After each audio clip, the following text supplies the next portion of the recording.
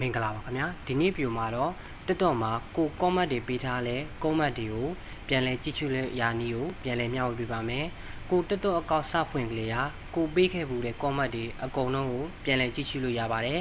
ဒါဆိုရင်ကိုယ့်ရဲ့ comment တွေကိုဘယ်လိုမျိုးကြည့်မလဲပထမဆုံးနဲ့ကိုယ့်ရဲ့အကောင့် profile တွေကိုတစ်ချက်ဝင်ပေးပါအောက်မှာရှိတဲ့ profile ကိုနှိပ်ပေးပါပြီးရနဲ့အပေါ်ဆုံးမှာရှိတဲ့မြင်းတုံးချောင်းကိုနှိပ်ပေးပါပြီးရနဲ့အောက်ဆုံးမှာရှိတဲ့စတင်ရန်ပါပဲစီကိုထပ်နှိပ်ပေးပါပြီးရနဲ့ဒီအောက်မှာရှိတဲ့နာယူမွန်ဆန် logo လေးနဲ့ activity center ကိုထပ်နှိပ်ပေးပါခဏလေးစောင့်ပေးပါဒီနေရာမှာဆိုရင်တော့ comment history ကိုထပ်နှိပ်ပေးပါဒီနေရာမှာဆိုရင်တော့ကိုတက်တော့အကောင့်စတုံးပြီးကလေးဟာပေးထားတဲ့ comment တွေအကုန်လုံးကိုပြန်လဲကြည့်ရှုလို့ရပါပြီကို comment တွေကိုပြန်ဖြတ်ချင်တယ်ဆိုရင်တော့နှိပ်ပြီးတော့ပြန်ဖြတ်လို့ရတယ်လို့